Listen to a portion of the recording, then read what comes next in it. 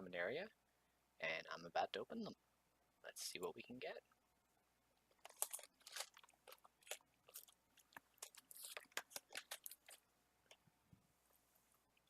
Alright.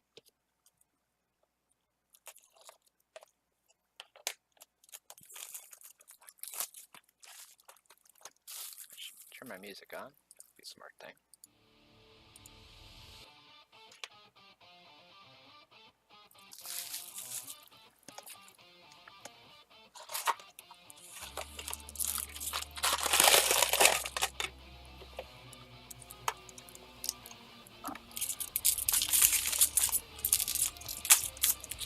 Alright. Box 1, Pack 1.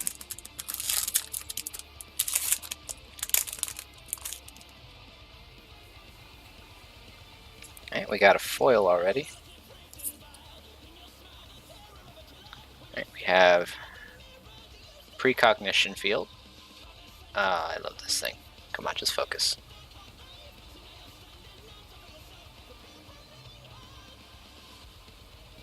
Always takes a second for this to work. Okay. Precognition Field. 4-mana enchantment. You may look at the top card of your library. You may cast the top card of your library if it's Sinister or Sorcery card, and you may pay 3 to exile the top card of your library. And we have a Foil Saga.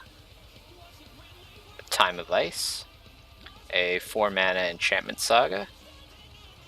As the saga enters, and after you draw, I can't talk today. As the saga enters, and after your draw step, add a lore counter, sacrifice after 3. For lore counters 1 and 2, tap target creature opponent controls. It doesn't untap during its control's untap step for as long as you control Time of Ice. And lore counter 3, return all tapped creatures to their owner's hand.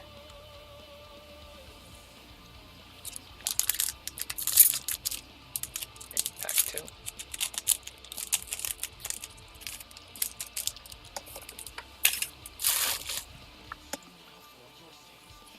Another foil. This one's a rare. And we have a Gilded Lotus. This is a reprint.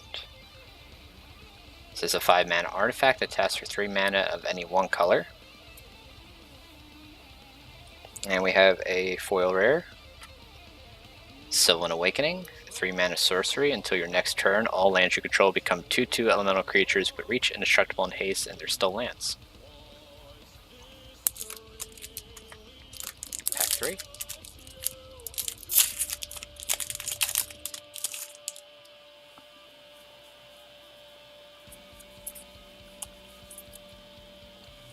We got Karn's Temporal Sundering.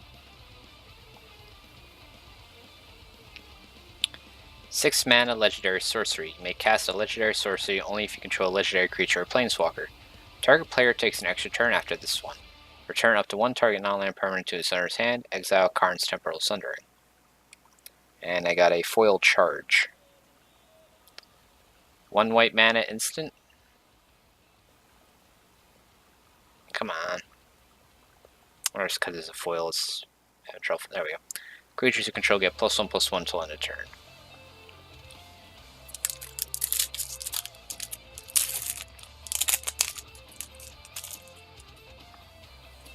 Alright. We got a rare land. Isolated Chapel. This is gonna get old real fast. Isolated Chapel enters the battlefield tapped unless you control plains or a swamp. Taps for white or black. Oh, that was smart. I put my commons and uncommons on top of my rare pile.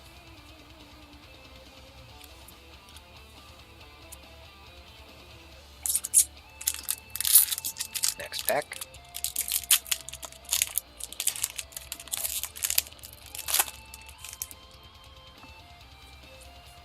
Oh, we got a mythic. That is a damn good mythic, too. We got a Mox Amber. 0-mana artifact, legendary artifact. Taps for 1 mana of any color among legendary creatures and planeswalkers you control. So that's already worth about 1/3 of the box.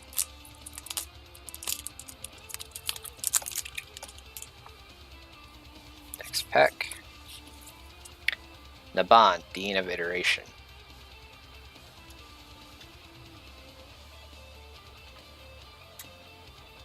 Come on. There we go.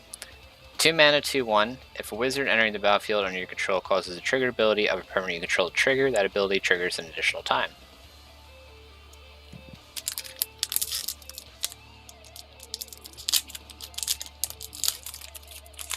Snapcaster Mage Shenanigans. Next pack. Marwyn the Nurturer.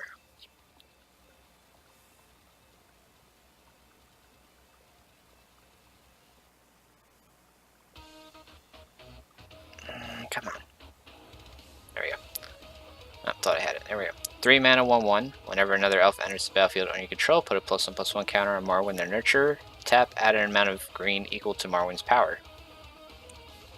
So in a elf deck, it can get out of control. Turn 1 Land of War, turn 2 Marwyn, and let's see where you go from there. Ooh, we got a foil land. Weird that it was in front of the other rare though. We got another Isolated Chapel. This one is a foil.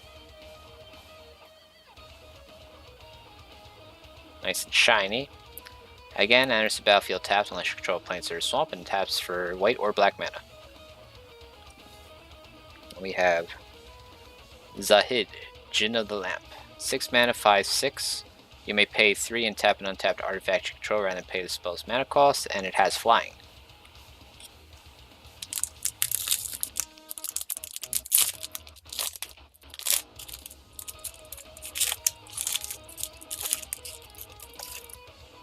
Alright, next pack. Urza's Ruinous Blast. That Urza's always blowing stuff up. Come on.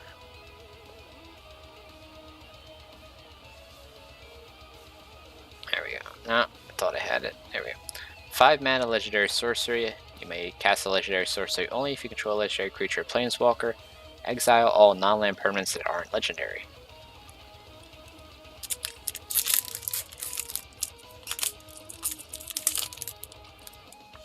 Next pack.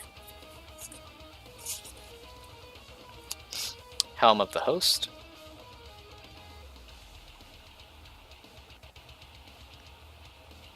Alright, it's a 4 mana legendary artifact equipment. At the beginning of combat on your turn, create a token that's a copy of equipped creature, except the token isn't legendary.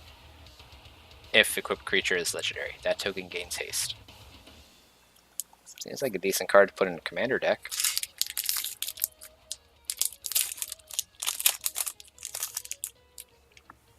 Alright, this is pack number 11. Steel Leaf Champion. Pretty formidable dude.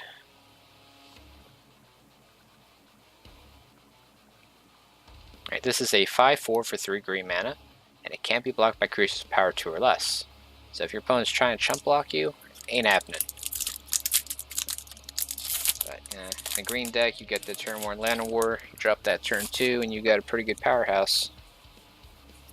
Alright, this is pack number 12, and we have Torgar, Famine Incarnate.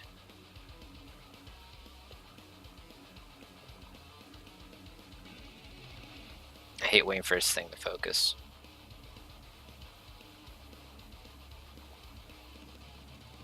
There we go. Torgar, Famine Incarnate, 8 mana, 7/6. As additional cost to cast a spell, you may sacrifice any number of creatures. The spell costs 2 less to cast for each creature sacrificed this way. When Torgar, Famine Incarnate enters the battlefield, up to 1 target player's life total becomes half their starting life total rounded down. Depending on when you cast this, you can actually use it to gain life. Say like your opponent's been beating your face in, and you're at like 2 or 3, you can drop it and set yourself to 10. Alright, next pack.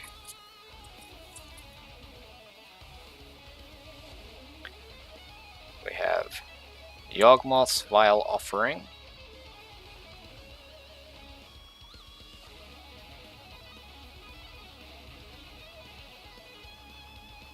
Sometime today. It's a 5 mana legendary sorcery. You may cast a legendary sorcery only if you control a legendary creature or planeswalker. Put up to 1 target creature or planeswalker card from a graveyard onto the battlefield under your control. Destroy up to 1 target creature or planeswalker, then exile Yawgmoth's Vile Offering. They're pretty good reanimate. The only downside is you need to have a legendary or a planeswalker out. Alright, next pack. Siege Gang Commander. I remember playing with this guy in Standard before. It's pretty decent.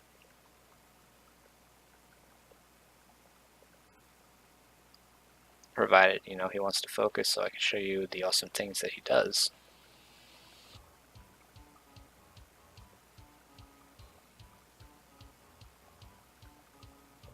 This is getting old. There we go. It's a 5 mana 2/2. When you enter this battlefield, you create 3 1/1 red goblin creature tokens, so already you're getting 5 power and toughness for 5 mana. You may pay 2 and sacrifice the goblin, and Siege Gang Commander deals 2 damage to any target.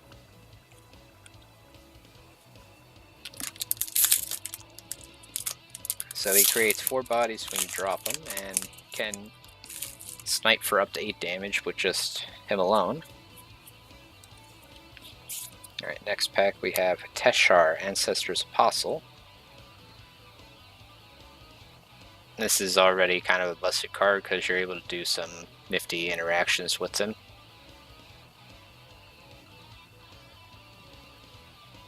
Alright, 4 mana, he's a 2/2 flyer. Not too outstanding, but his ability is this. Whenever you cast a historic spell, return target creature card with converted mana cost 3 or less from your graveyard to the battlefield. You're able to loop that around with low cost creatures, and you can get infinite combos going off of that.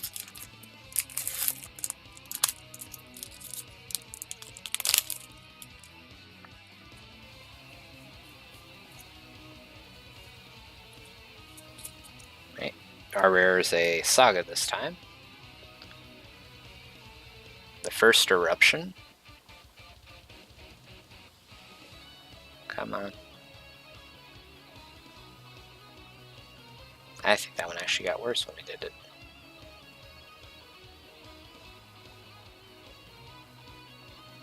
Holy crap, this is ridiculous. There we go.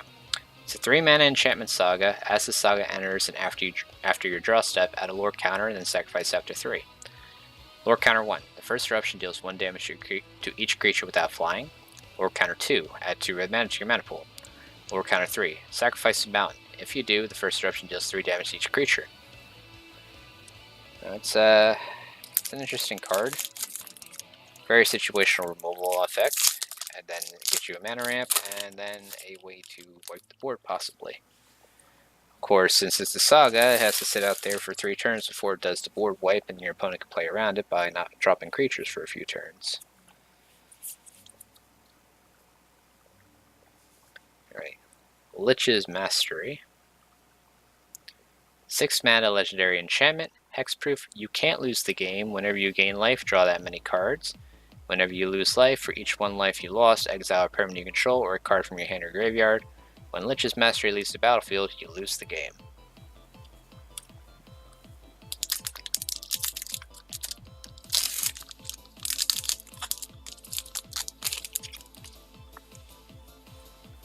And we got a foil. An outstanding foil, but a decent foil. We have another Helm of the Host.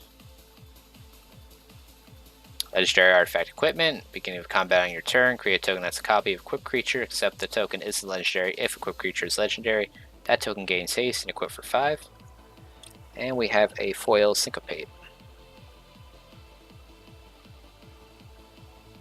So blue and X, instant, counter target spell unless its controller pays X. If that spell is at counter this way, exile instead of putting it into its owner's graveyard. It's a pretty decent counter spell, especially at the beginning of the game, but as it gets on, you're pretty much tapping out to counter one thing, and your opponent's usually going to have a lot of mana up. But it's all situational. And we got another rare land. Good old Sulphur Falls. Enters battlefield tapped unless you control an island or a mountain. Taps for blue or red mana. And a foil Arcane Flight. Nothing too outstanding. It's a blue mana enchantment. Aura. Enchant creature. Enchanted creature gets +1/+1, has flying. It's also alright in like a Stram deck. You pay him 1 blue mana usually to draw a card and pump a creature.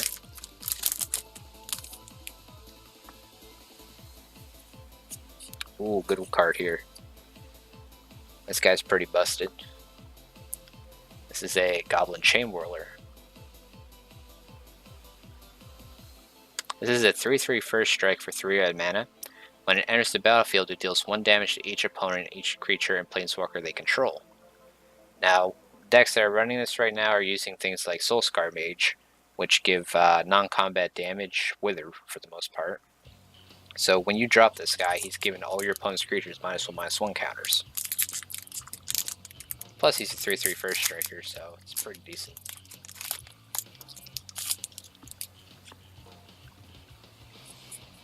Oh, nice. I think this just made up for the close to the box right here.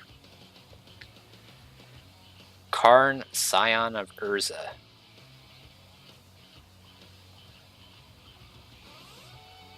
I really want to show you off. Just come on and focus. There we go. 4 mana, any color, planeswalker. Enters the field with 5 loyalty. +1, reveal the top 2 cards of your library. An opponent chooses one of them. Put that card into your hand and exile the other card with a silver counter on it. -1, put a card you own with a silver counter on it from exile into your hand. -2, create a 0/0 colors construct artifact creature token with this creature gets +1/+1 for each artifact you control. The great thing about that card is you can run him in any deck. And he's always card advantage. Because you just drop him, you plus him, you're getting a card. If you're not getting the card you want, next turn you -1 to him and you get the card that you exiled. And he can protect himself a little bit because he can make a creature token.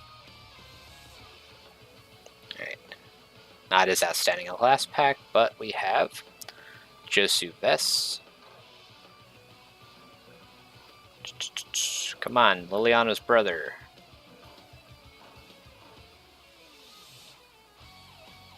I thought I had it there, come on. Ba-ba-ba-ba.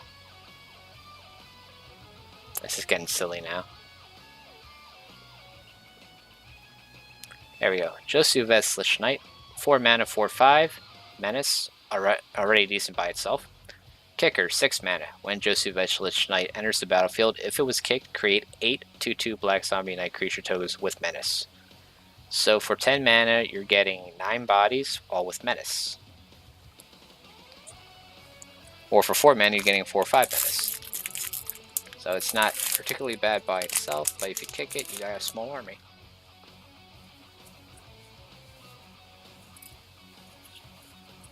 Right, we have a Cabal Stronghold.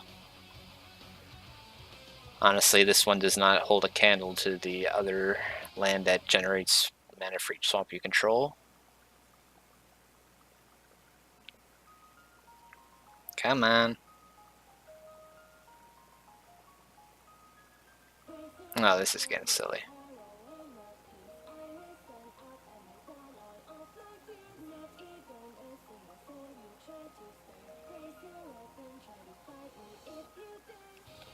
I'm legit starting to get a little ticked off with this camera. Cabal Stronghold. Task for colorless, or you pay 3 and tap it, add black for each basic swamp you control. Now what sucks about this is you have to have 5 swamps just to break even on this card. That's not even including the card itself. Right? 1, 2, 3, 4 for itself. 5 swamps. 4 swamps and this card. Yeah, you need 5 cards just to break even. And we have a foil Sorcerer's Wand, not outstanding.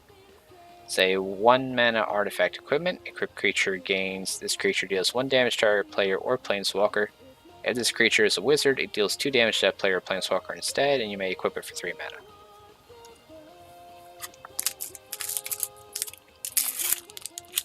This is pack number 24 from the first box.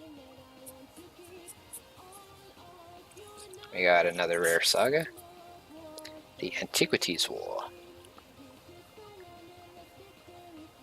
4 mana enchantment saga. As the saga enters and after your draw step, add a lore counter, sacrifice after 3. 1 and 2. Look at the top 5 cards of your library. You may reveal an artifact card from among them, then put it into your hand. Put the rest on the bottom of your library in a random order. 3. Artifacts you control become artifact creatures with base power and toughness 5/5 until end of turn. So it lets you dig out a couple artifacts, and then it just turns all your artifacts into 5/5 creatures. And hopefully you're winning the game there, or I don't know what you're doing. Alright, next pack. We got a rare and a foil. Of course we got a rare, that's just silly of me to say. Verdant Force, and I think this is a reprint. 8 mana, 7/7. At the beginning of each upkeep, create a 1/1 green sapling creature token. And I think it's funny that this foil came with that rare.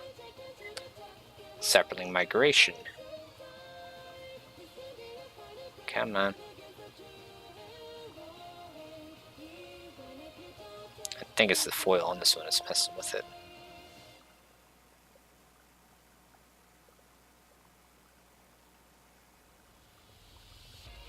Come on, let me show off the card.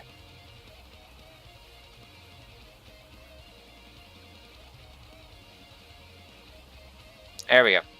Sapling Migration. 2 mana sorcery. You may kick it for 4 mana. Create 2 1/1 green sapling creature tokens, and if the spell is kicked, you create 4 of those tokens instead.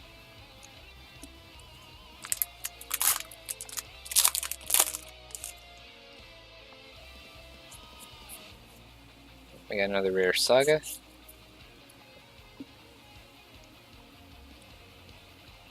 The Mending of Dominaria. 5 mana enchantment saga. As the saga enters, and after your draw step, add a lore counter, sacrifice that to 3. 1 and 2. Put the top 2 cards of your library into your graveyard, then you may return a creature card from your graveyard to your hand. 3. Return all land cards from your graveyard to the battlefield, then shuffle your graveyard into your library. That's interesting.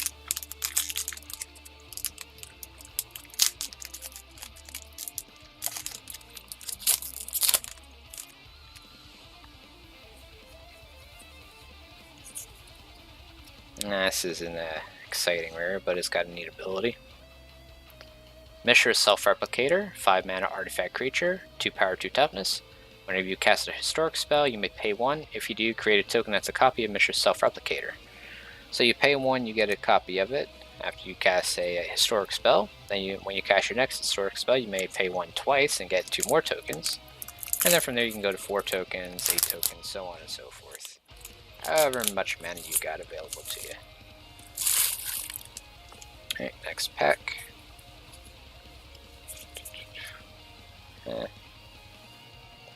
too great.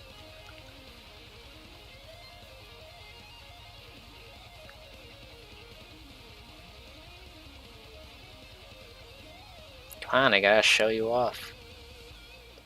Primeval's Glorious Rebirth. 7 mana legendary sorcery. You may cast legendary sorcery only if you control a legendary creature or planeswalker. Return all legendary permanent cards from your graveyard to the battlefield. So it's an interesting reanimator card. They made planeswalkers legendaries now, so you get to return all your planeswalkers too, I believe.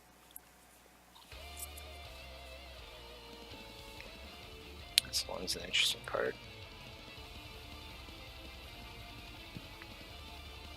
Traxos, Scourge of Krug. 4 mana legendary artifact creature, 7 power, 7 toughness, has trample. Doesn't enters the battlefield tapped and doesn't untap during your untap step. Whenever you cast a historic spell, untap Traxos.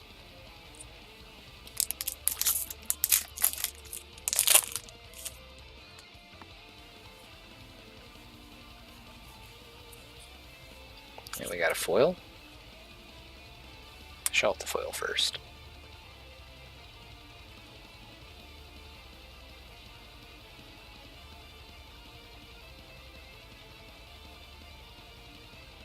I would show it off if it would focus.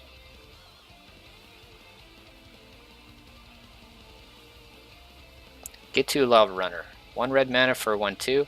As long as there are 2 or more instant or sorcery cards in your graveyard, get 2 Lava Runner, gets +1, +0, and it has haste. And Kazarov, Sengir Pureblood. 7 mana, 4/4 flyer. Whenever a creature an opponent controls is dealt damage, put a +1/+1 counter on Kazarov's Sengir Pureblood. Pay 3 in a red. Kazarov deals 2 damage to target creature. Interesting card.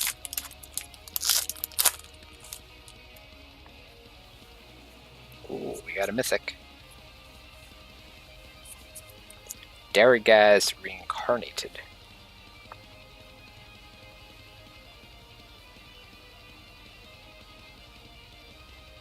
Damn OP Jun Dragons.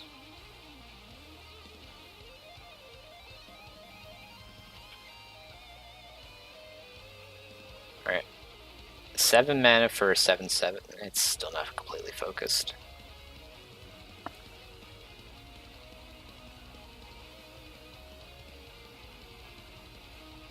Seems being a pain in my ass right now.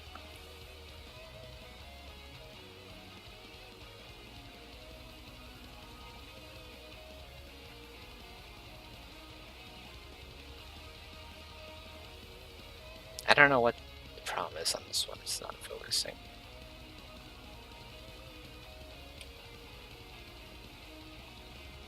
Come on, it's all right there. Just give me some sharper image.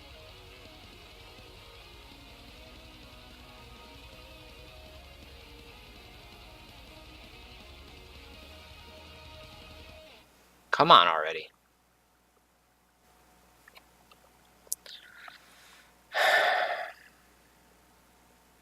There we go. Daragaz Reincarnated, 7 mana, 7/7, Flying Trample Haste. If Daragaz Reincarnated would die, instead exile with 3 egg counters on it. At the beginning of your upkeep, if Daragaz is exiled with an egg counter on it, remove an egg counter from it. Then if Daragaz has no egg counters on it, return it to the battlefield. Pretty powerful card.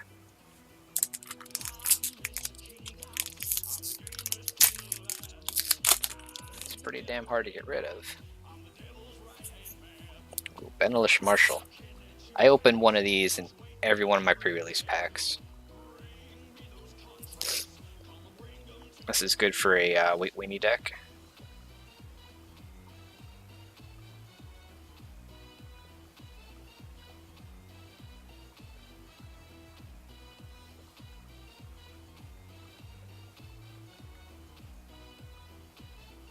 Benelish Marshal, 3 white mana for a 3/3, and other creatures you control get +1/+1.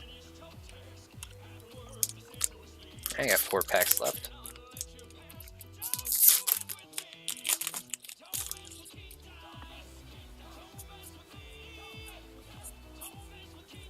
Ooh, this is a card I was definitely looking for. Got a lot of good stuff out of this box. Baneslayer Angel. Oh, I'm sorry, I mean Lyra Dawnbringer. 5 mana for a 5/5 flying for a strike lifelinker that gives other angels you control +1/+1 in lifelink. I really don't think the second ability is ever going to be too relevant, but it's still a 5/5 flying first strike lifelinker. If it had the protections that Baneslayer Angel had, it would be a lot better. But if you're playing Angel Tribal, I guess that's the card you want.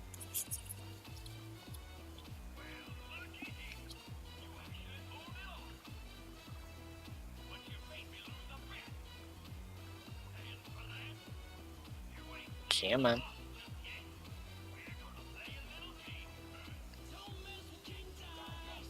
Rite of Belzenlock. 4 mana, Enchantment Saga. As the saga enters, and after your draw step, add a lore counter, sacrifice after 3. 1 and 2, create 2 0/1 black cleric creature tokens. 3.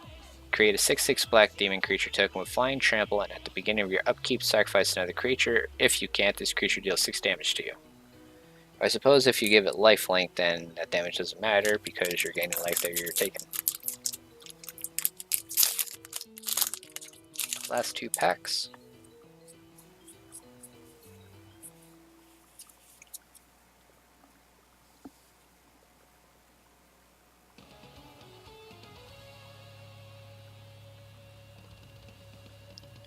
Daring Archaeologist, 3/3 for 4 mana. When it enters the battlefield, you may return target artifact card from your graveyard to your hand, and whenever you cast an historic spell, put a +1/+1 counter on Daring Archaeologist.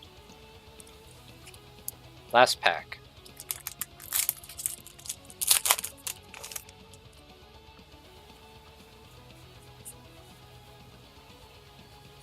I was hoping that was the actual Teferi card, but It's got his name on it at least.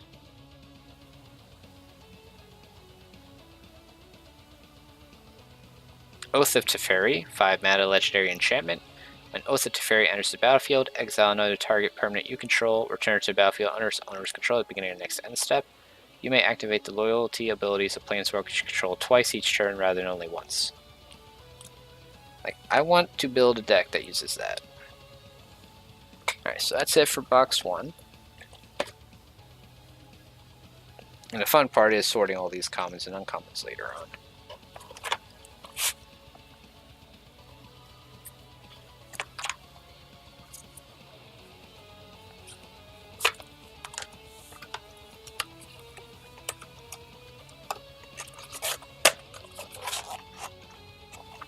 Alright, so the highlights of this box were Lyra,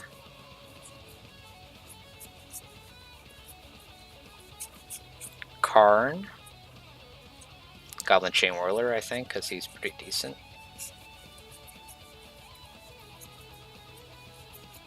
And Mox Amber.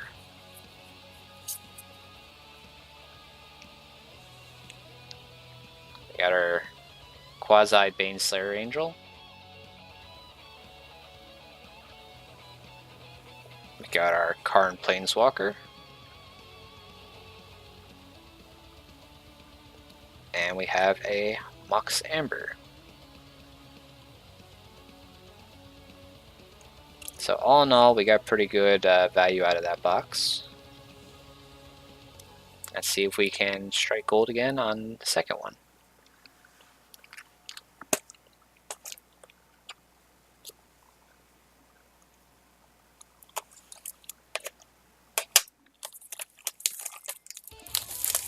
Yeah, let's this one.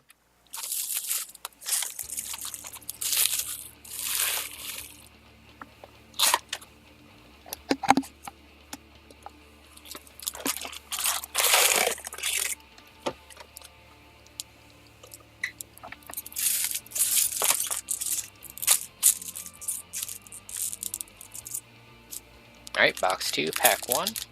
Let's see if we can get a double mythic pull.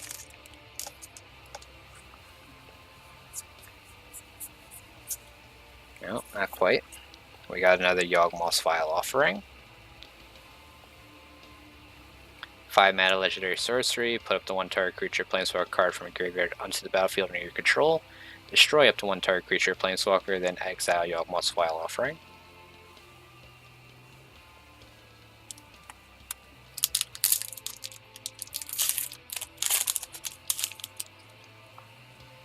Next pack. Ooh, Siege Gang Commander again.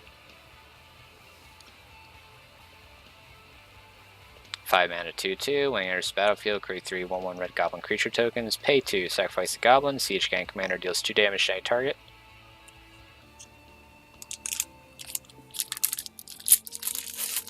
I still got my Siege Gang Commanders when he was printing earlier sets.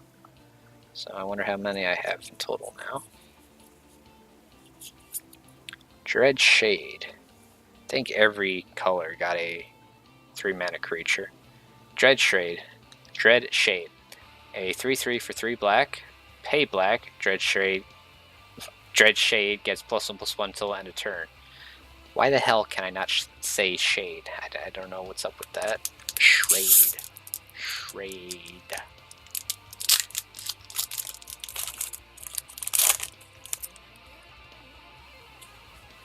We got a foil. Got another one of these pretty useless lands, Cabal Stronghold. Task for colorless, or you pay 3 and tap it to add black for each basic swamp you control. And what sucks about it is that they have to be basic swamps, so you can't even use dual lands that have the swamp subtype. Get 2 Journey Mage, 3 mana 3/2. When he enters the battlefield, if you control another wizard, get 2 Journey Mage, deals 2 damage to each opponent. So if you're running a mono red deck that runs a lot of wizards, that's some extra damage there. Or maybe blue red. That seems more likely. A lot more wizards in blue than in red, that's for sure. Alright, we got another foil. This one is still, I think, a pretty useless card for the most part. Reveals Glorious Rebirth. Return all legendary permanent cards from your graveyard to the battlefield. Of course, since it's legendary sorcery, you need to have a legendary or planeswalker out to be able to use it. Sage a Lot non-foil, 2 mana, 1/2. Tap, sack an artifact, draw a card.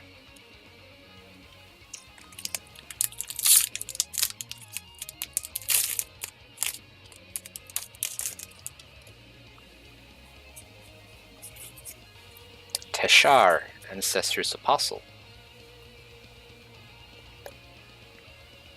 4 mana 2/2 flyer. Whenever you cast a historic spell, return target creature card with converted mana cost 3 or less from your graveyard to the battlefield.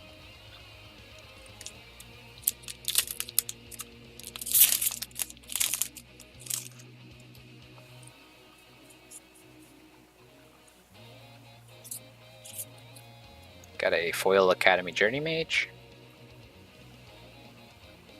3/2 for 5 mana. Costs 1 less to cast if you control a wizard. When it enters the battlefield, return target creature your opponent controls to its owner's hand.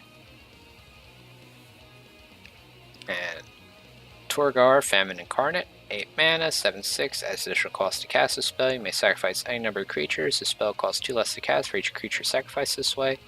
When Torgar, Famine Incarnate enters the battlefield, up to one target player's life total becomes half their starting life total rounded down.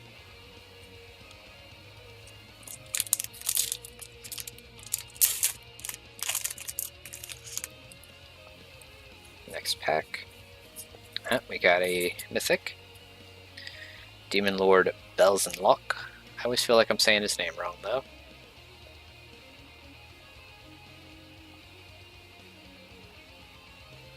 Six for 6 mana, Flying Trample. When Demon Lord Belzenlock enters the battlefield, exile cards from the top of your library until you exile a non-land card.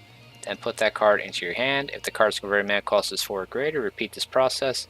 Demon Lord Belzenlock deals 1 damage to you for each card put into your hand this way.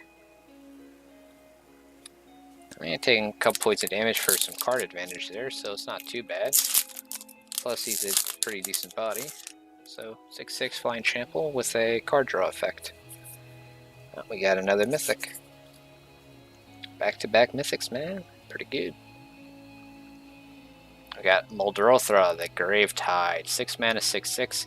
During each of your turns, you may play up to 1 permanent card of each permanent type from your graveyard. So that's pretty good value. Get some stuff out of your graveyard. Drop a artifact. That's it. You may play, so it's not even cast. So you can even put lands from your graveyard onto the field using that.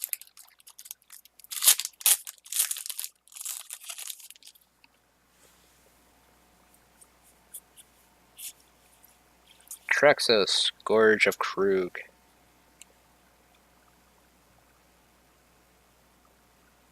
It's an alright card, not too outstanding though.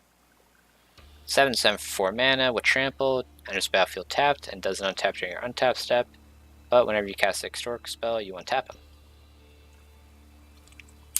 And this is pack number 11 for box 2, just to keep track of where I am. Got a foil and a regular rare. Curator's Ward, foil.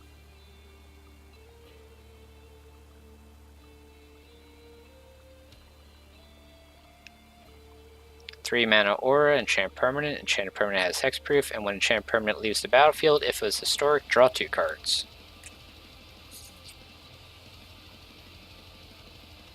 And we have Evra, Halcyon Witness, 4/4 for 6 mana with lifelink. Pay 4 mana, exchange your life total with Evra, Halcyon Witness's power. Very situational card. And I think that you're more likely to screw yourself over with it than you are actually to do anything good with it. Alright, we got a double rare in this pack. We have Kamal's Druidic Vow. Double green and X, legendary sorcery. Look at the top X cards of your library. You may put any number of land and or legendary permanent cards with converted mana cost X or less from among them onto the battlefield and put the rest into your graveyard. And we have another Traxos Scourge of Krug, but in foil 4 version. Format. That didn't sound right, so yeah, version. 7/7 trampled, enters field tap, doesn't untap. and untap when you cast Historic. Right, next pack.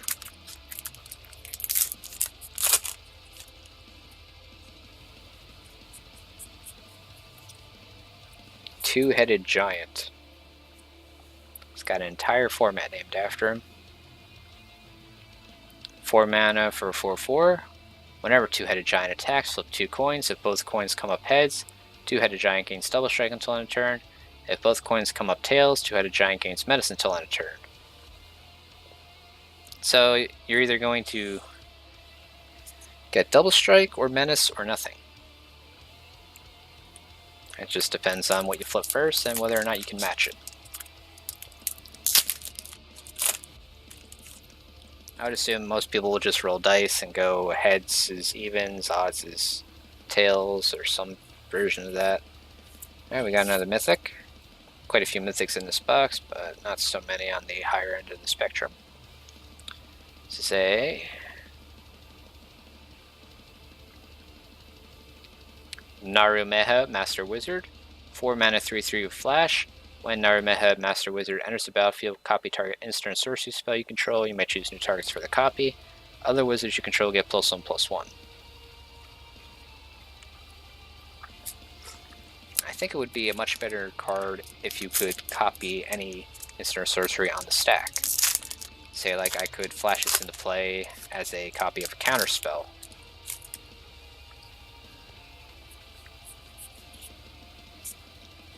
Okay, we have another Daring Archaeologist. 3/3 for 4 mana. When he enters the battlefield, you may return target artifact card from your graveyard to your hand. Whenever you cast a historic spell, put a +1/+1 counter on Daring Archaeologist.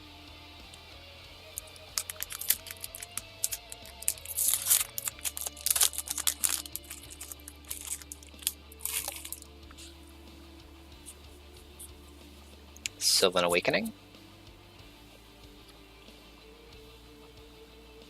3 mana sorcery. Until your next turn, all lands you control become 2/2 elemental creatures with reach, indestructible, and haste. They're still lands.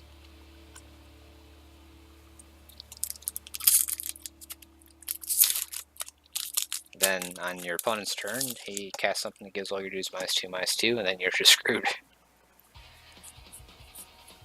Got another Gilded Lotus. 5 mana artifact, attached to 3 mana of any one color. Doesn't do anything too exciting, just gets you a decent amount of ramp at 5 mana.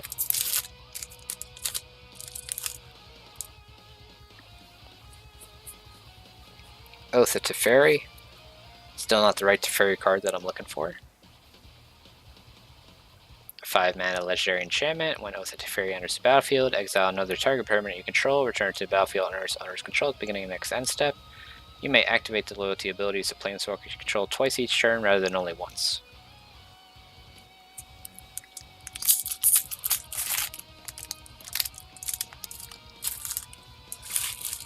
It's a decent card in a kind of enter the battlefield type deck.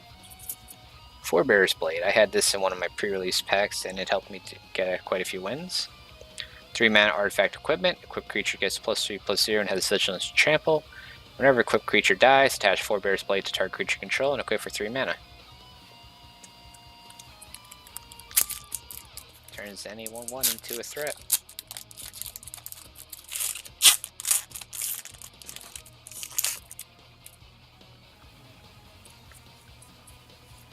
Clifftop Retreat. Got another rare land. Enters the battlefield tapped unless you control mounted planes. Taps for red or white. I'm trying to remember what set the enemy check land came in. I think it was a core set. Oh, we got another land. Back to back there. Woodland Cemetery. I think this is probably the most expensive of the dual lands from the set. Woodland Cemetery enters the battlefield tapped unless you control swamp or forest. Taps for black or green mana.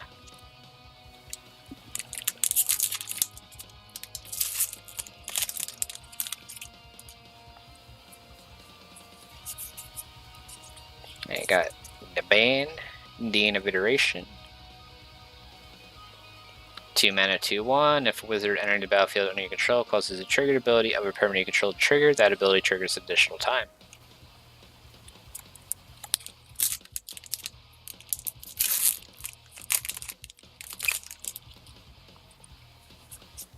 Got a foil.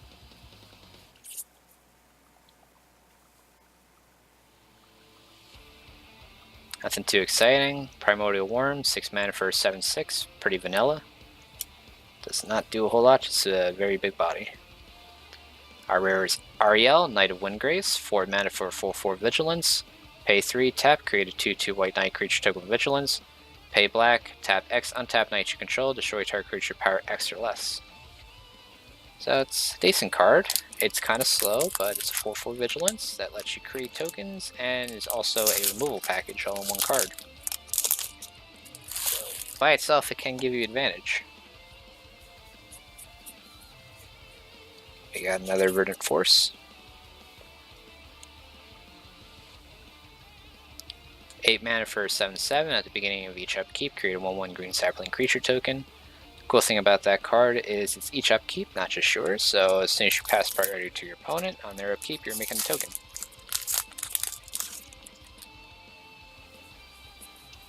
We have Shalai, Voice of Plenty. This card actually shut one of my opponents out when they would have been able to kill me. Shalai, Voice of Plenty. It's a 3/4 flyer for 4 mana. You, planeswalkers you control, and other creatures you control have hexproof. Pay 6 mana, 2 of it has to be green. Put a +1/+1 counter on each creature you control. That carried a green-white aggro deck that I had at pre-release pretty hard.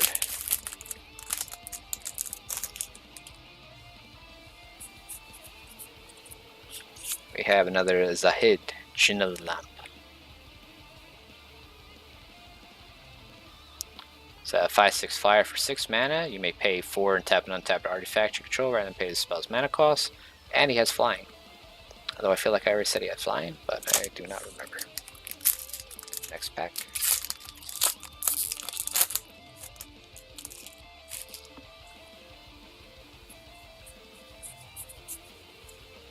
Joda, Archmage Eternal.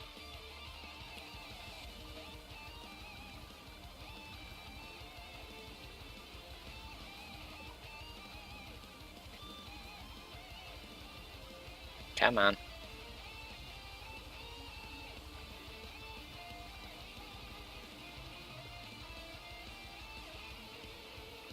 Actually, this is a really cool card if I could just show it off.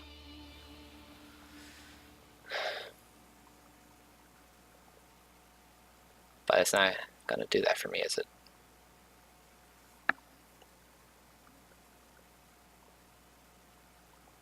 Just focus. Joda, Archmage Eternal. Colorless, blue, red, and white for a 4/3 flyer. You may pay white, blue, black, red, and green rather than pay the mana cost of spells that you cast. I actually have a 5-color enchantment EDH deck that I like to play. My current general is Child of Alara, but due to this card's ability, his color identity is all 5 colors, and I think that's actually a functional replacement for my Child of Alara, because I'm running 5 colors, and for 5 mana I can cast any big spell in my deck that I want. So instead of needing 10 mana, I can just pay 5 and get my, drawing a blank on the name of the enchantment. I use it all the time and I can't remember it. The enchantment costs 10 mana and it lets you cast any spell in your hand for free. And it's going to drive me nuts now, and I will remember it probably after I'm done with the stream. Alright, we have a Black Blade Reforged.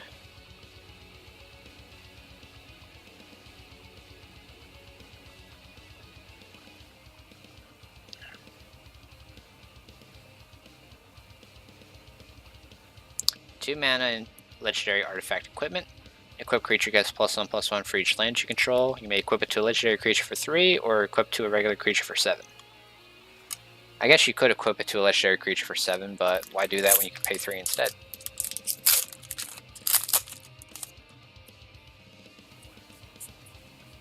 Alright, we got a double rare in this pack. One of them is extremely good. Got our good buddy, Goblin Chain Whirler. 3/3 for 3 mana. First strike. When it enters the battlefield, deals 1 damage to each opponent, each creature and planeswalker they control. And we have a foil Gilded Lotus. I actually have a foil Gilded Lotus from Mirrodin block. It's actually worth quite a bit more than this one, that's for sure.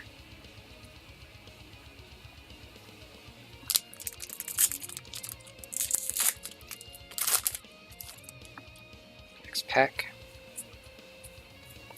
Yes! We got Teferi.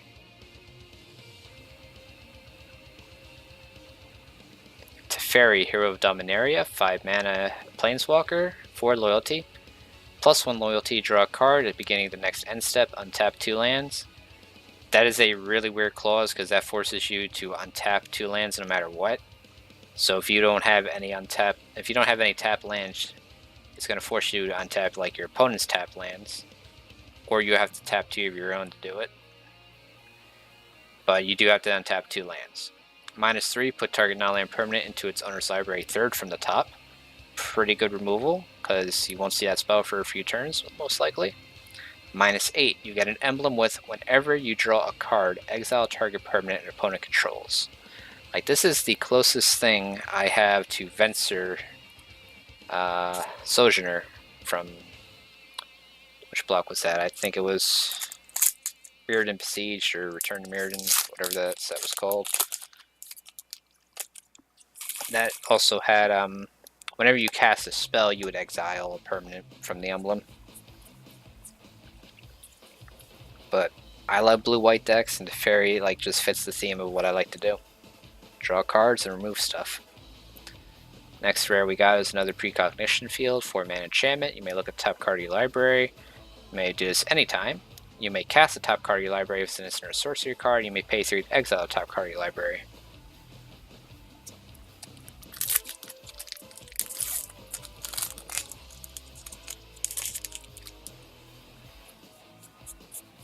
Next pack we have another Daragaz Reincarnated.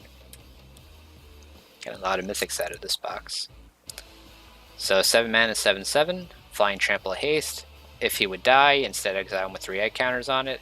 At the beginning of your upkeep, if Daragaz is exiled with an egg counter on it, remove an egg counter from it. Then if Daragaz has no egg counters on it, return it to the battlefield. So that's a pretty good card because it dodges most removals other than exile effects.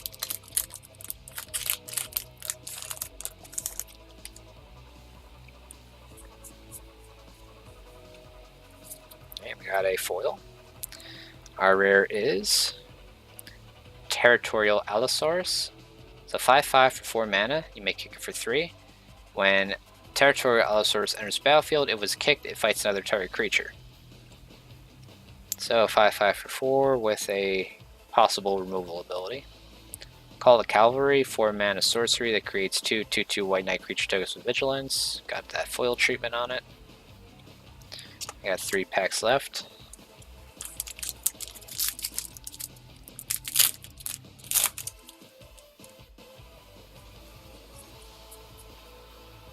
Fall of the Thrawn.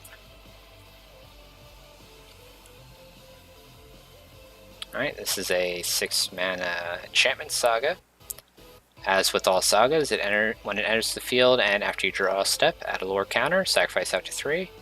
1. Destroy all lands. 2 and 3. Each player returns 2 land cards from the graveyard to the battlefield. So if you can somehow chain this together with an exile effect to your opponent's graveyard, you pretty much come out ahead.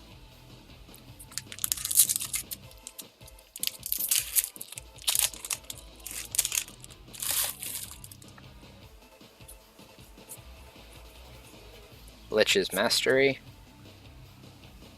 The only good thing I can see about this is somehow sneaking it to your opponent's side of the field. 6 mana legendary enchantment, has hexproof. You can't lose the game. Whenever you gain life, draw that many cards. Whenever you lose life, for each 1 life you lost, exile a permanent control or a card from your hand or graveyard.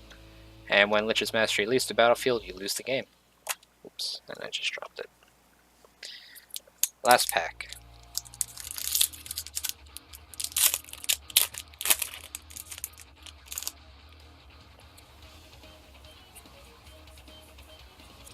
And it's Josuves,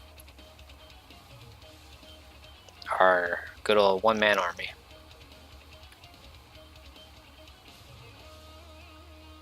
Four mana, 4/5 of Menace. Kick it for 6 mana. When it enters battlefield, if you kicked it, create a 2/2 black zombie creature tokens with Menace. So the cool thing about that card is it can literally just kill your opponent outright if you kick it, and they can't stop you. Because he is 4 power, and he creates a 2/2 zombie tokens. So that's 16 damage from the zombies and 4 damage from him, so lethal right on the board. Although I highly doubt that your opponent's going to just sit there and take it. And so that's it for box 2. Let's get all this stuff out of the way.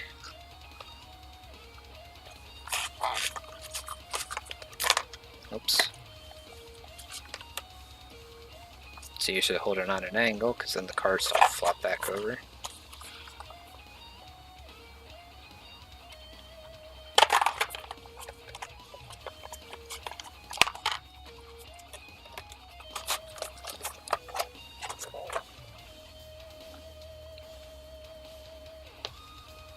And here is box number 3.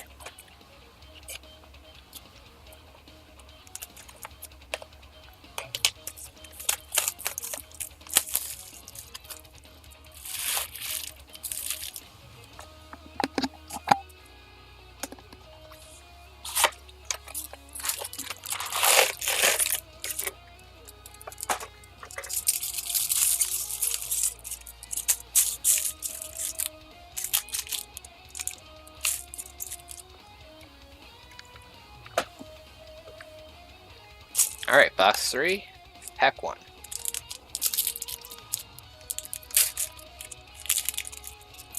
Double mythics, let's go. And we got a foil. Our rare is Grand Warlord Radha, 3/4 for 4 mana with haste. Whenever one or more creatures you control attack, add that much mana in any combination of red and or green to your mana pool. Until end of turn, you don't lose this mana as spells and phases end. And we have a foil Adamant Will. It's a 2 mana instant that gives target creature +2/+2 and indestructible until end of turn.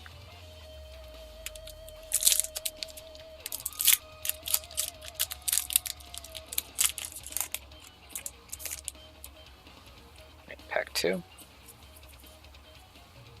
The first eruption. Alright, Saga. 1. Deals 1 damage to each creature with flying. 2. Add 2 red mana. 3. Sacrifice a mountain. If you do, the first eruption deals 3 damage to each creature.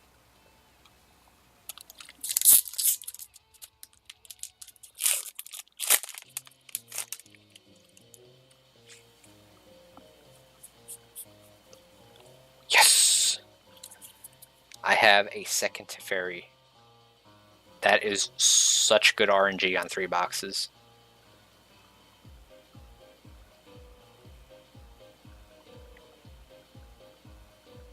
Alright, 5 mana, 4 loyalty, +1, draw a card. At the beginning of next end step, untap 2 lands. -3, put target non-land permanent into its owner's library third from the top. -8, you get an emblem with whenever you draw a card, exile target permanent opponent controls. So I pretty much got everything I wanted out of these boxes.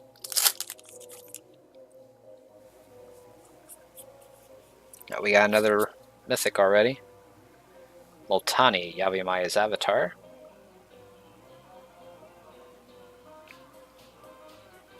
Come on.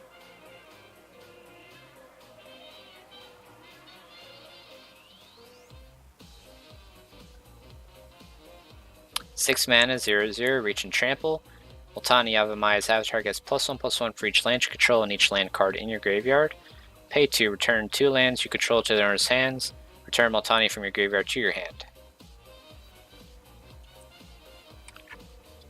So not as good in a creature mana-based ramp deck, but a lot better in a deck that runs like Explore, Rampant Growth, stuff like that. Not that those are legal and standard. Got another Zahid, Jinn of the Lamp. 6 mana 5/6 flyer, and you may pay 4 and tap an untapped artifact control rather than pay the spell's mana cost.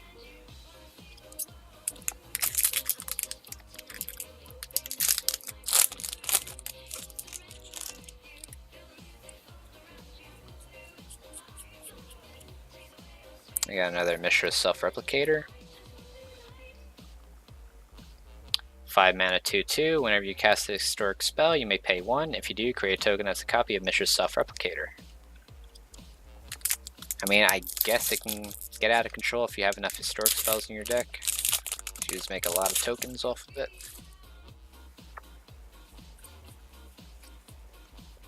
Haphazard Bombardment.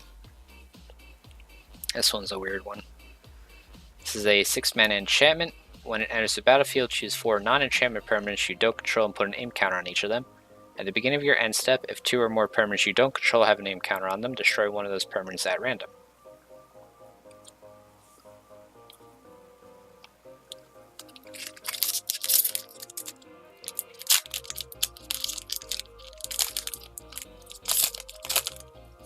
So I guess you just use like a 6-sided die and choose 1, 2, 3, 4, and then 5 and 6 is a reroll.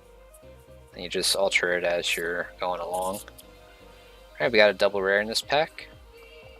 We got a Sulphur Falls, one of the better dual lands. Enters battlefield tapped unless you control an island or mountain. Taps for blue or red. They foil Yawgmoth's Vile Offering. 5 mana legendary sorcery. Put up to 1 target creature planeswalker card from your graveyard onto the battlefield under your control. Destroy up to 1 target creature planeswalker, then exile Yawgmoth's Vile Offering.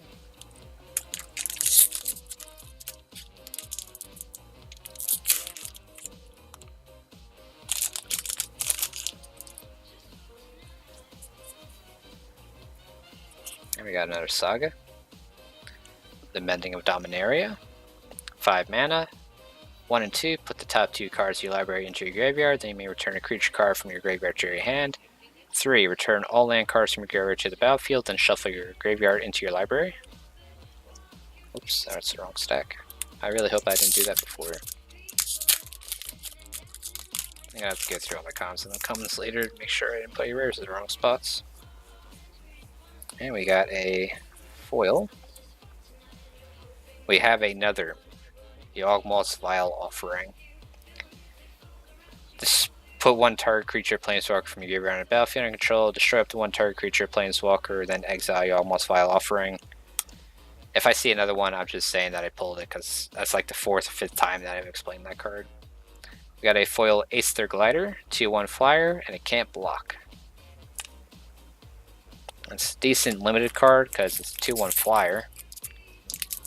So it's got that evasion you can run in any deck because it is an artifact. Hey, another Oath of Teferi. So I've technically pulled 5 Teferi so far, just only 2 of them are planeswalkers. 5 mana legendary enchantment. When it enters battlefield, exile another target permanent you control. Return to the battlefield under summoner's control at the beginning of next end step. You may activate the loyalty abilities of planeswalker control twice each turn rather than only once.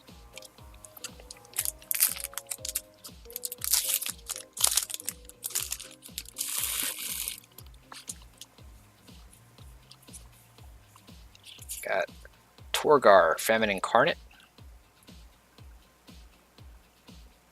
8 mana 7/6, that's additional cost to cast a spell. You may sacrifice any number of creatures. This spell costs 2 less to cast for each creature sacrificed this way. When Torgar, Famine Incarnate enters battlefield, up to 1 target player's life total becomes half their starting life total rounded down.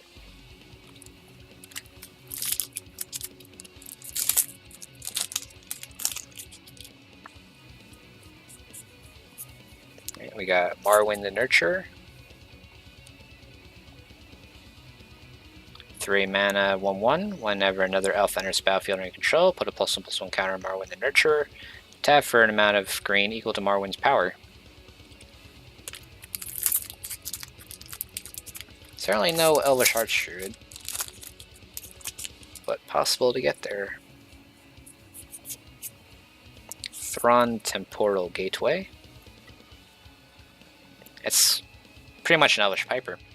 4 mana legendary artifact, pay 4, you may put a historic permanent card from your hand onto the battlefield.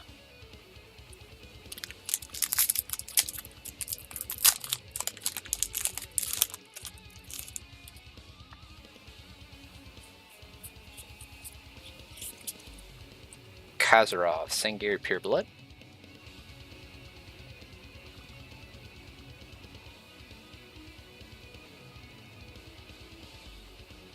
Come on.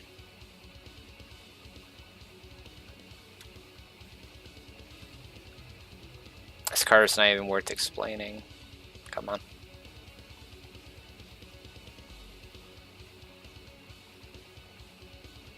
Focus.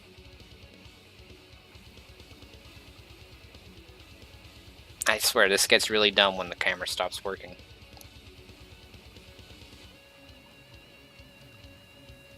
Oh, wait, I think it just did it. There we go. 7 mana for a 4/4 flyer. Whenever a creature an opponent controls is dealt damage, put a +1/+1 counter on Khazarov Sengir Pureblood. 3 in a red, deals 2 damage to our creature.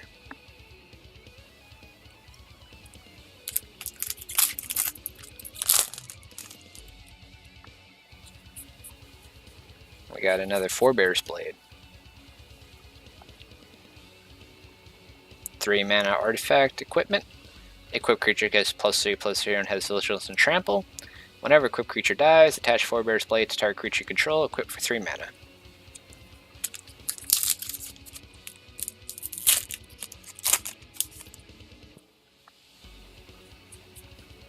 If we got a foil Skirk Prospector. Now let's see here. We have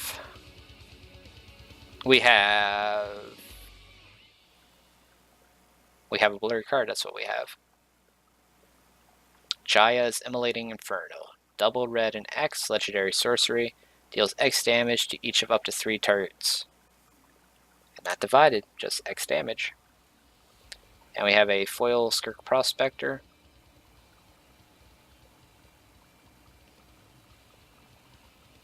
Holy crap, come on. Sorry, this is getting sold. Red mana 1/1. Sacrifice Goblin, add red to your mana pool.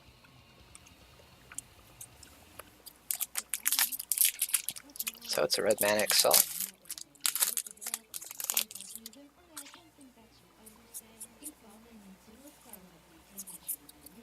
Let's see if I can say this card right this time.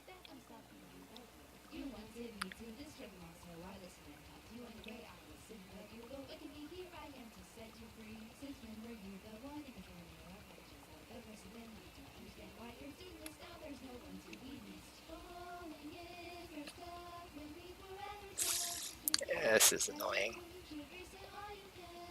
Dread Shade. 3 mana for a 3/3. Pay black. Dread Shade gets +1/+1 till end of turn. Got that swamp breathing. A foil Orcish Vandal.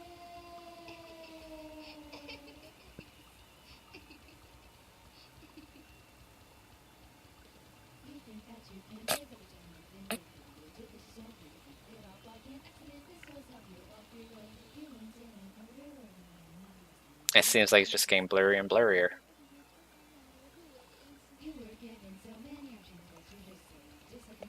Orcish Vandal, 1/1 for 2 mana, sacrifice an artifact. Orcish Vandal deals 2 damage to any target. Good thing is I'm almost done with this box. Got Steel Leaf Champion. The Green Beater.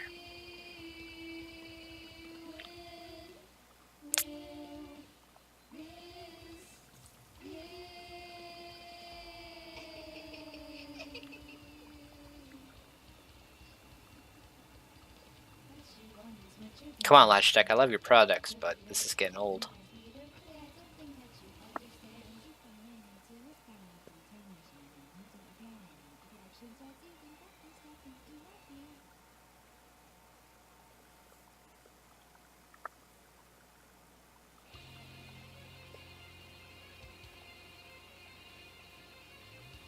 Steel Leaf Champion, 5/4 for 3 green mana.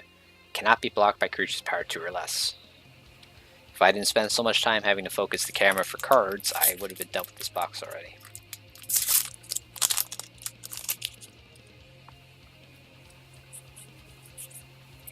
Teshar, Ancestor's Apostle.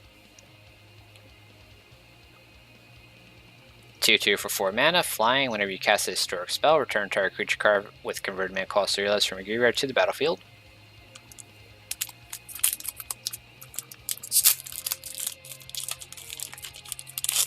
There's, I think, a modern or a legacy deck that runs that card with Iron Clan Works or something like that. That sacrifices for 2 mana, and then you just do a whole combo of netting mana off of it. Alright, we got another Goblin Chain Whirler. I think this is my 3rd one, so almost got that whole play set.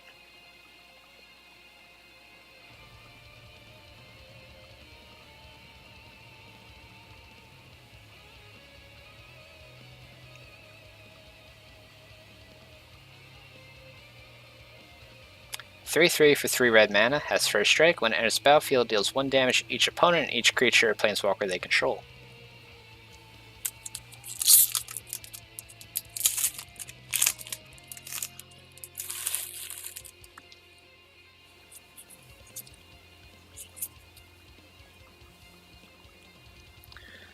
Urza's Ruinous Blast. 5 mana legendary sorcery, exile all non-land permanents that aren't legendary.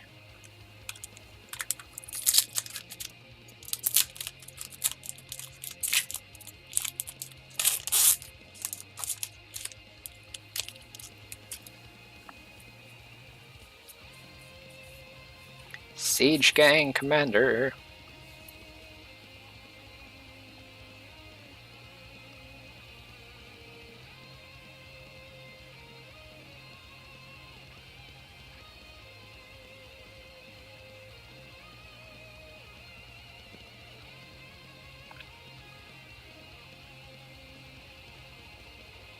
Five mana 2/2. When it enters battlefield, create 3 1/1 red goblin creature tokens. Pay 2, sacrifice the goblin. Siege Gang Commander deals 2 damage to any target.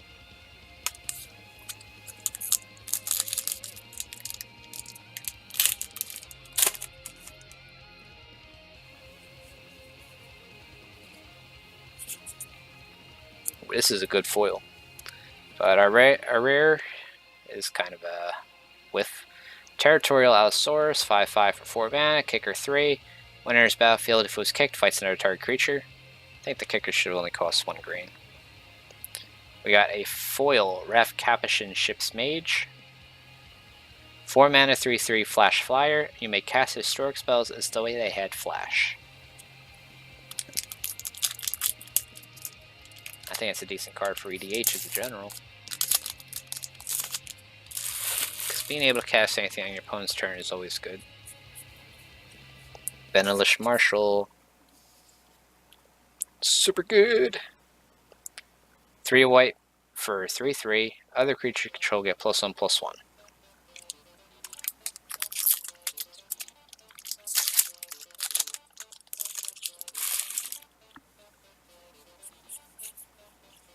Got a land. Clifftop Retreat. Enters battlefield tapped unless you control mountain or plains. Taps for red or white.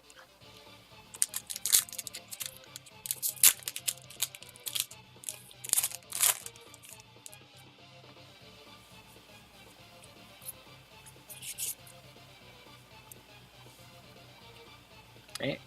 This is the blue triple. Tempest Djinn. 0/4 for 3 blue, has flying. Tempest Djinn gets +1/+0 for each basic island you control. Fortunately, I don't see myself ever running a mono blue deck that's running just islands, so that card's not too great. Rescue, foil, instant, return target permanent you control to its owner's hand.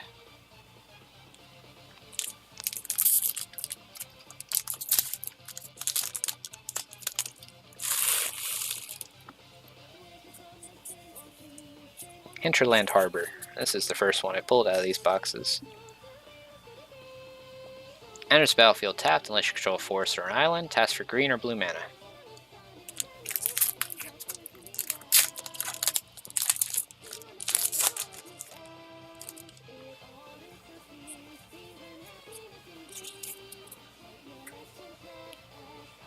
Sylvan Awakening, 3 mana sorcery. Until your next turn, all lands you control become 2/2 elemental creatures.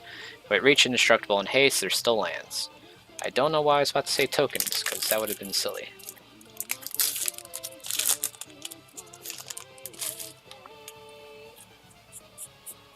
Alright, we got our Planeswalker.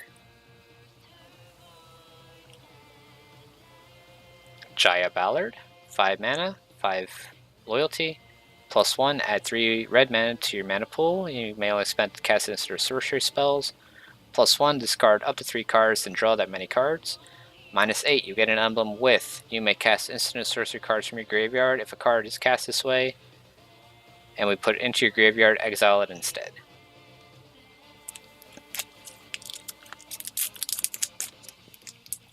And the cool thing about that card is it lets you filter your hand. Say like, play mono red, and you've got a handful of lands, you don't want those. Let's go pitch them for something useful. Alright, the Mirari Conjecture. Saga, 5 mana. 1. Return target instant card from your graveyard to your hand. 2. Return target sorcery card from your graveyard to your hand. 3. Until end of turn, whenever you cast an instant or sorcery spell, copy it. You may choose new targets for the copy. I think this card is best used in a blue-red deck that lets you get back your high damage sorceries and your very good utility instants. And then on the third step, it lets you double them all up and kill your opponent. Alright, we got our Joda, Archmage Eternal. Again, I do enjoy this card as a commander, because he lets you use all 5 colors, because of his ability. Gives him all 5 in his color identity. 4 mana for a 4/3 flyer. You may pay white, blue, black, red, and green, rather than pay the mana cost for spells that you cast. Alright, so 4 packs left in this box.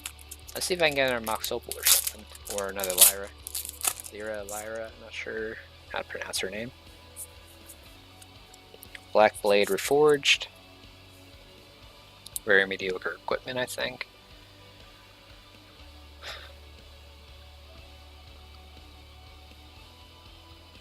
Two mana legendary artifact equipment. Equipped creature gets +1/+1 for each land you control. Equipped to a legendary creature for 3, or equipped to any creature for 7. Right, last pack number 3.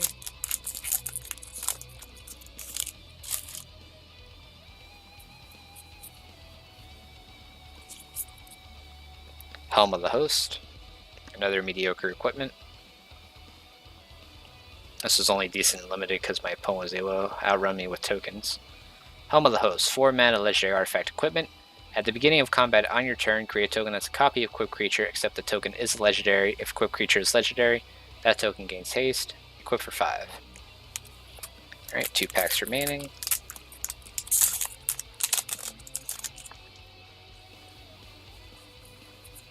Mox Amber.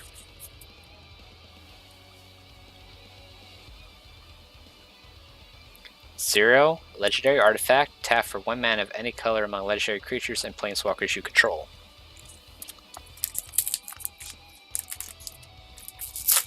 Last pack from box number 3.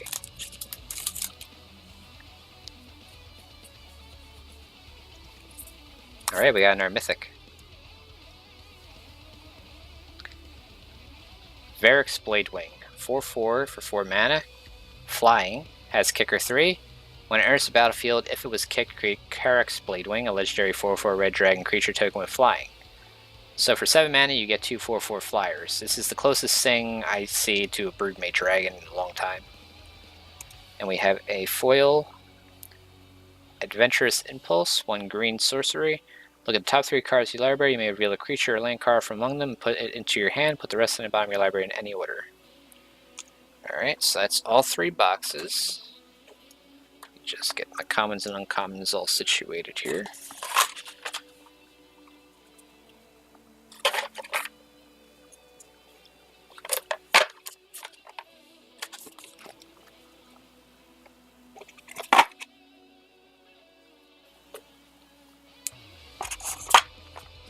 Alright, so I guess that's it for the unboxing. I mean, that was 3 booster boxes.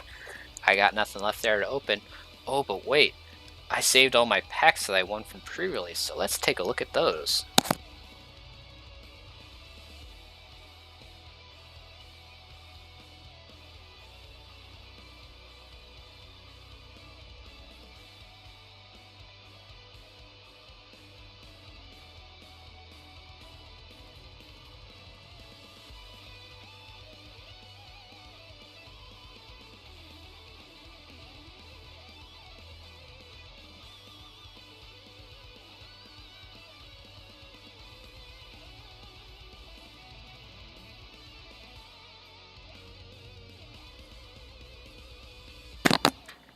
Alright, so I did pretty well pre-release and won quite a few packs. I have 1, 2, 3, 4, 5, 6, 7, 8, 9, 10, 11, 12, 13 packs from pre-release I won.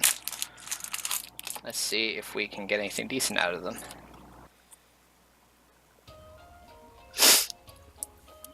Alright, extra pack number 1.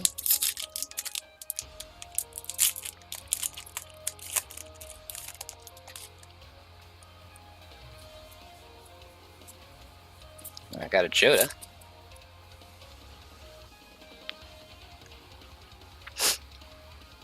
Four mana, 4/3 flyer, may pay white, blue, black, red, and green rather than pay the mana cost for spells that you cast.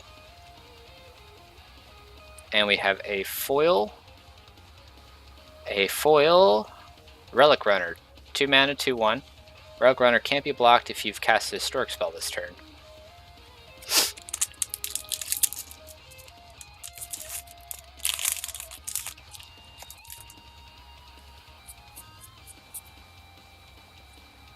We got a foil. We have another Jaya's Immolating Inferno, double red and X. Legendary sorcery. Jaya's Immolating Inferno deals X damage to each of up to 3 targets. And we have a foil Dark Bargain, a pretty decent black draw spell. Instant, look at the top 3 cards of your library, put 2 of them into your hand and the other into your graveyard. Dark Bargain deals 2 damage to you. So you take 2 damage, you draw 2 cards, but it lets you peek at your top 3.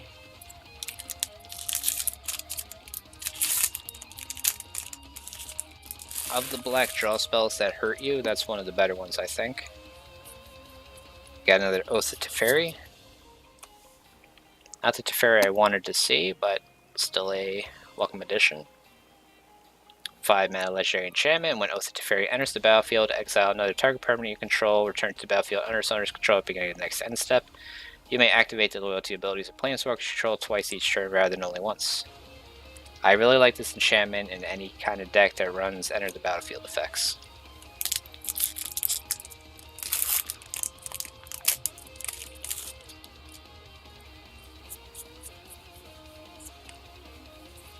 And we have another Thran Temporal Gateway, which is essentially an Elvish Piper for historics.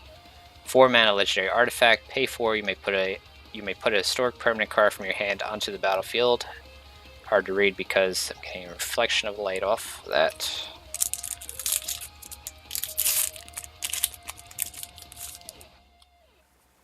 Next pack. Goblin Chain Whirler. There's my playset right there. I'm on my way to play mono red.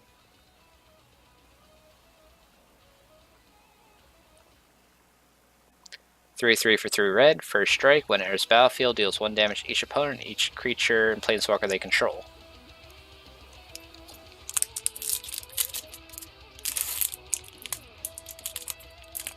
I think that my first box was probably my best one because it had the Karn, Lyra, and the Mox in it. Let's see here. We have a Squee the Immortal. 3 mana, 2/1. You may cast Squee the Immortal from your graveyard or from exile. So he's always around.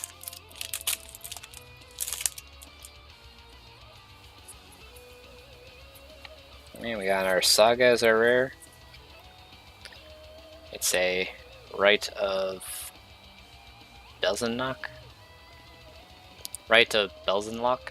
1 and 2. Create 2/0/1 black cleric creature tokens. 3. Create a 6/6 black demon creature token with flying, trample, and at the beginning of your upkeep, sacrifice another creature. If you can't, this creature deals 6 damage to you. What sucks about that is the demon doesn't even have haste. So you're still waiting an extra turn and sacrificing one of those tokens before you can get a chance to do anything with it. Alright, double rare pack. We have for our regular rare is Moldarotha, the Gravetide, 6 mana, 6/6. During each of your turns, you may play up to 1 permanent card of each permanent type from your graveyard. If a card has multiple permanent types, choose one as you play it. And we have a foil Ariel, Knight of Wintergrace, 4/4 for 4. Vigilance, pay 3, create a 2/2 white knight creature type with Vigilance. Pay black, tap X, untap knight you control, destroy target creature power X or less. Alright, I have 5 packs left for my supplementary boosters from pre-release. We have Fall of the Thrawn.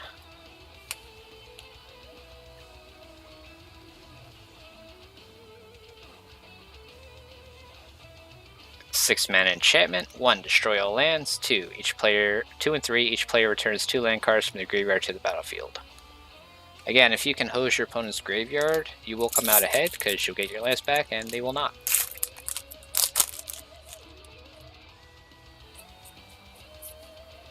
Oh wow, I got another Fall of the Thran. I mean, I could explain the card again, but I literally just did it, so I am not going to. Alright, 3 packs left. Looking for Teferi, Lyra, or Mox here. Or Karn. We have Daring Archaeologist, definitely not what I was looking for. Card is mediocre as hell. 4 mana for a 3/3. Enters battlefield, may return target artifact card from your graveyard to your hand. Whenever you cast a historic spell, put a +1/+1 counter on Daring Archaeologist. 2 packs left. Alright, let's see if we can get something decent here.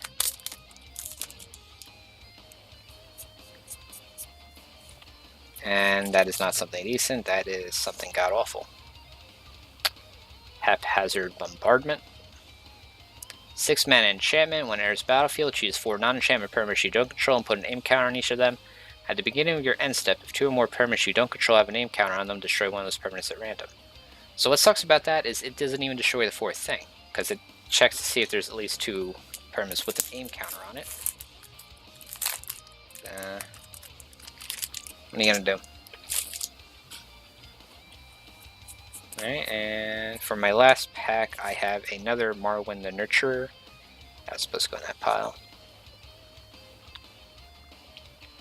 3 mana 1/1. Whenever another elf enters the battlefield under your control, put a +1/+1 counter on Marwyn the Nurturer and task for a mana green equal to Marwyn's power. Alright, so that's 3 boxes plus an extra, I think, was 13 packs I had. So we got some pretty decent value out of those boxes, quite a few Planeswalkers, I got 2 Moxes, I got one of those Lyras that I was really looking forward to opening. So all in all, I think that the boxes are pretty decent. So, not a bad day. So I'm just gonna wrap it up here. Thanks for watching the unboxing, and like, follow, subscribe, whatever you can do. Have a nice day.